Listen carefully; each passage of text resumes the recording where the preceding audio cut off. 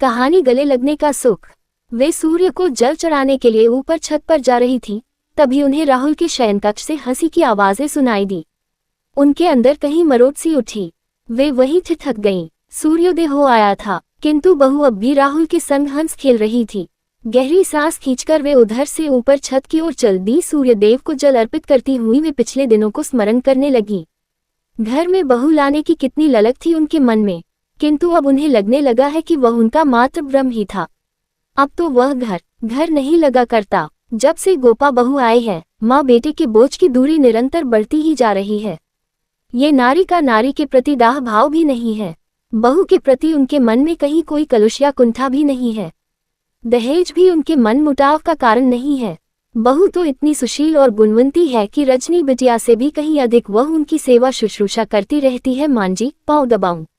जब तक फुर्सत में वह पूछ लेती है, नहीं रे। वे मुस्कुरा देती हैं, अभी मैं बुढ़िया तो नहीं हुई हूँ। जल चढ़ा कर वे नीचे उतर आई। बहू चाय बना चुकी थी। किचन से चाय लेकर वे पति के कमरे में चल दी। श्याम बाबू अखबार पर दृष्टि जमाए हुए ही चाय सिप करने लगे। क्यों जी? उन्होंने पति के आगे नमकीन की तश्तरी सरका दी। मैं कुछ दिन के लिए पीहर हो आऊं। श्याम बाबू ऐनक उतार कर उन्हें घूरने लगे। उन्होंने अखबार एक ओर रखा और नमकीन खाने लगे। वर्षों बाद पत्नी की पीहर जाने की ललक उनकी समझ में नहीं आ रही थी। उन्होंने पूछा, तुम मैके जाओगी? हाँ। ये बेमौसम की बरसात कैसे होने लगी? उन्होंने पूछा। वे पति की प्यालों में चाय उड़ेलने लगी। यूं ही मन कर रहा है तुम भी एक ही हो।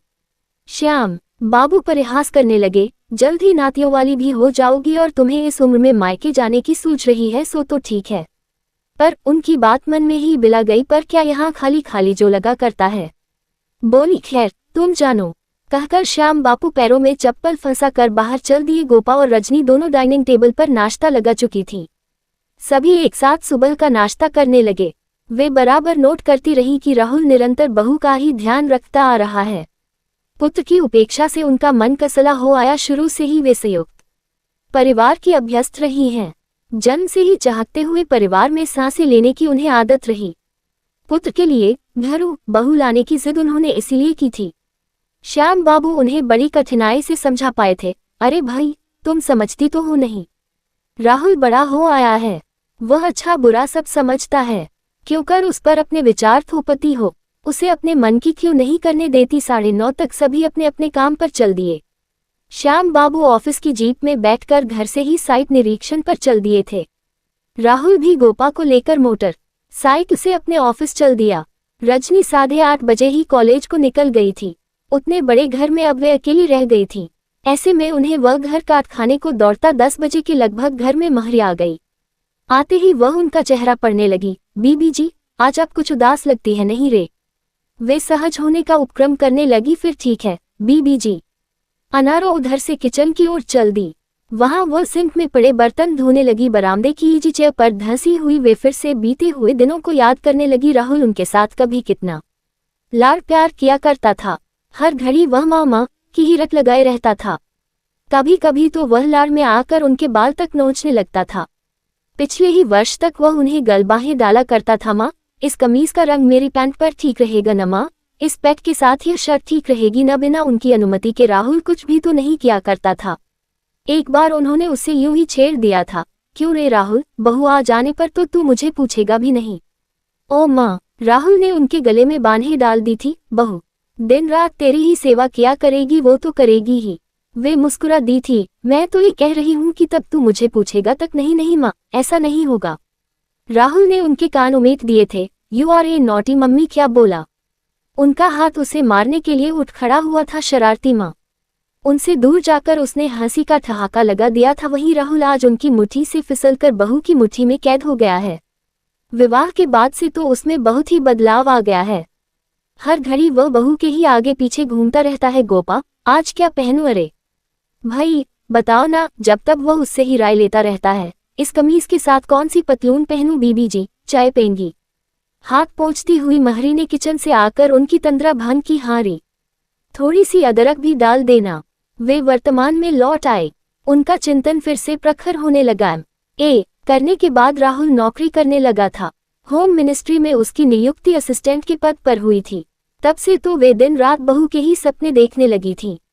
एक दिन पुत्र को विश्वास में लेकर उन्होंने अपने मन की बात कह ही दी थी, राहुल, ये चूल्हा चौका अब मुझसे नहीं संभाला जाता। राहुल मुस्कुरा कर ही रह गया था। हारे, उन्होंने बात आगे बढ़ाई थी, तेरे बाबूजी के एक मित्र हैं उनकी, लेकिन माँ, राहुल ने उनकी बात बीच में ही काट दी थी, मैं तो कमाऊं पत्नी चाहता हूं। अरे, उनके माथे पर बल पड़ गए थे, फिर तेरे बच्चों को देखभाल कौन करेगा? पगले माँ बाबूजी। वह हंस पड़ा था। उन्होंने बात पति के कानों तक भी पहुंचा दी थी। श्याम बाबू ने भी राहुल का ही समर्थन कर दिया था। गोपा उसी के ऑफिस में काम किया करती थी। उन दोनों ने बेटे की पसंदगी पर अपनी स्वीकृति की मोहर लगा दी थी। गोपा दुल्हन बनकर आई तो राहुल 2 ही दिन में रंग बदलने लगा। धीरे धीरे वह माँ की ममता, लाड़ प्यार सब कुछ भूलने लगा। बीबी जी, चाय। महरी ने आकर उन्हें चाय की प्याली थमा दी। अरे अनारो, उन्होंने चाय सिप कर पूछा, तेरी बहू के क्या हालचाल है? वही रंग ढंग है बीबी जी। अनारो उनके आगे अपना वही पुराना दुखड़ा रोने लगी। बाप के घर जा बैठी है, कहती है तब तक नहीं आऊंगी जब तक कि विनोद हमसे अलग नहीं हो जाता। रे, उन्होंने पूछा, बेटा क्या कहता है? वह भी तो उसी की वकालत करता है। आजकल हवा ही ऐसी चल पड़ी है बीबी जी। महरी ने गहरी सांस ली। जब देखो बहू के ही चोचलों में डूबा रहता है, अभी नए नए है ना। वे महरी को धैर्य बंधाने लगी। धीरे धीरे सब ठीक हो जाएगा, धीरज रख, देखो। अनारो जूठी कप लेकर किचन की ओर चल दी। घर का काम निपटा कर महरी किसी दूसरे घर में चल दी। वे फिर से अकेली हो गई। समय बिताने के लिए वे राहुल के कमरे से उसके विवाह का एल्बम उठा लाईं। उनके कश्मीर प्रवास के रंगीन चित्रों को देखकर वे खुद ही शर्माने लगी। उन छिछोरे चित्रों को वे अधिक नहीं देख पाईं। उन्होंने वह एल्बम अंदर रख दिया। 1 बजे के लगभग रजनी कॉलेज से आ गई। वे जैसे अकेलेपन से उबर गई। उन्होंने पूछा, आ गई बेटी? हाँ माँ। रजनी अंदर के कमरे में कपड़े बदलने लगी। चलो ठीक हुआ, वे बुदा दी। 1 से 2 भले। माँ, रजनी उनके पास ही आ खड़ी हुई। भाभी से नौकरी क्यों नहीं छुड़वा लेती? मेरा वश चले तब ना। वे अपना अनदेखा भविष्य बाँचने लगी। तेरे जाने के बाद तो मैं कहीं की भी नहीं रह पाऊंगी। इस पर रजनी का चेहरा आरक्त हो आया। अंदर फोन की घंटी बजने लगी।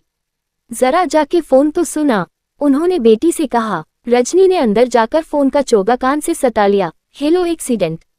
रजनी लगभग चीख सी पड़ी। उसके हाथ से चोगा छूट गया। किसका?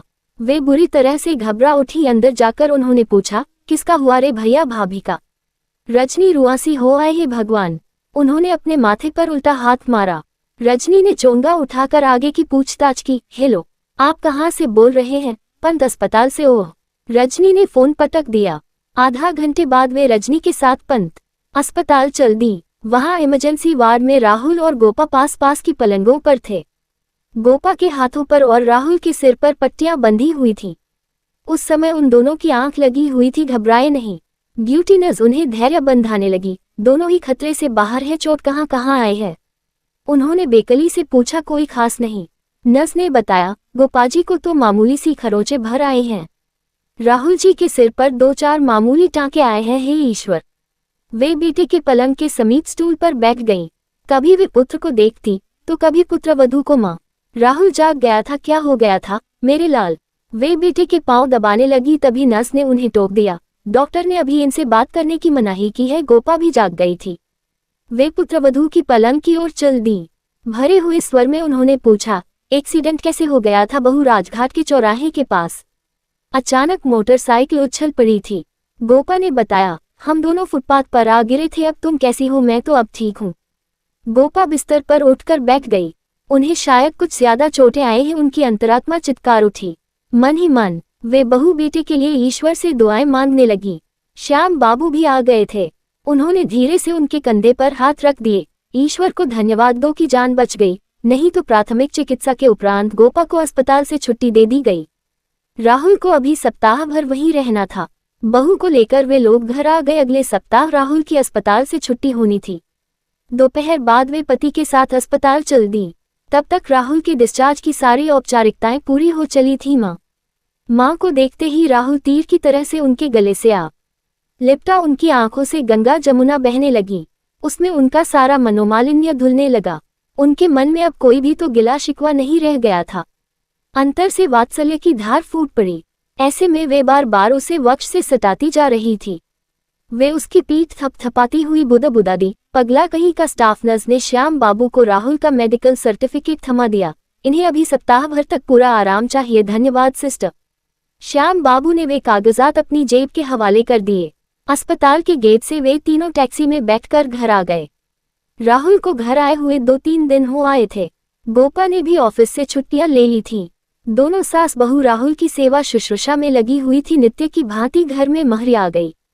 छूटते ही उसने उनसे पूछा, राहुल बाबू कैसे हैं? पहले से कुछ ठीक हैं? उन्होंने बताया, सिर पर 2-4 टांके आए हैं, भगवान का शुक्र है। महरी किचन की ओर चल दी। वे भी उसी के पीछे पीछे चल दी। उन्होंने महरी से पूछा, तेरी बहू आई कि नहीं? नहीं बीबी जी। बर्तन धोते हुए अनारो उदास हो आए, हमारा विनोद तो हमसे पराया हो गया है। अरे गोपा के मुंह से निकल पड़ा, हाँ बीबी जी। महरी ने गहरा उच्छ्वास भरा। इन दिनों तो वे दोनों आकाश में तैर रहे हैं, पर कभी न कभी तो हारी।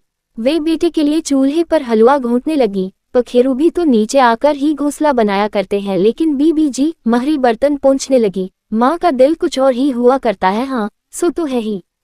उन्होंने भी उसी का समर्थन कर दिया। आजकल के छोकरे माँ की ममता को क्या जाने। काम समाप्त होने पर महरी किसी और घर की ओर चल दी। वे हलवा बना चुकी थी। बहू के साथ वे बेटे को पूछ पूछ कर उसे खिलाने लगी। माँ, राहुल ने खाली प्लेट माँ को थमा दी। कहीं तुम मुझसे नाराज तो नहीं हो? ना नहीं रे। वे पूरी तरह से भर आईं। माँ भी कभी बेटे से नाराज हुआ करती है भला, मेरी अच्छी माँ। राहुल ने उनके गले में बाहें डाल दी। ऐसे में वे और भी भर आईं। उनकी आंखें थी कि खाली होने का नाम ही नहीं ले रही थी। जब वे खूब बरस गईं, तो उन्होंने बेटे के कंधे पर हाथ रख दिया। तुम नहीं समझोगे पगले, माँ तो मोमबत्ती हुआ करती है। मोमबत्ती। संध्या समय श्याम बाबू भी अपने ऑफिस से लौट आए थे। किचन का काम सास बहू दोनों ही कर रही थी। रात का भोजन करने के बाद वे सभी सोने की तैयारी करने लगे। रात को श्याम बाबू ने उन्हें यूं ही छेड़ दिया, तुम तो उस दिन पीहर जाने को कह रही थी न? समय के साथ साथ अब मेरा मन भी बदल गया है। वे हंस दी। हाँ। श्याम बाबू भी समय का दामन थामने लगे। ऐसा ही होता है, अब तो वे एकदम ही हल्की फुल्की हो आई हैं। हर समय उन्हें यही लगता रहता है जैसे कि राहुल ने उनके गले में बाहें डाली हुई हों। वे बेटे के बाल्यकाल की स्मृतियों में गोते लगाने लगती हैं। बिस्तर से उठकर वे स्नान के लिए बाहर जाने लगी। राहुल के शयन कक्ष से वही मिली जुली खिलखिलाहटें आ रही थीं। बीच बीच में बहू के हाथों की चूड़ियां भी खनकती जा रही थीं। वे मुस्कुरा दी। खिलखिलाहट और चूड़ियों की वह खनक उन्हें बहुत ही कर्णप्रिय लगने लगी। वे अंदर अपने कमरे में आ गईं। श्याम बाबू की आंखों में उनके लिए प्रश्न चिन्ह उभर आए।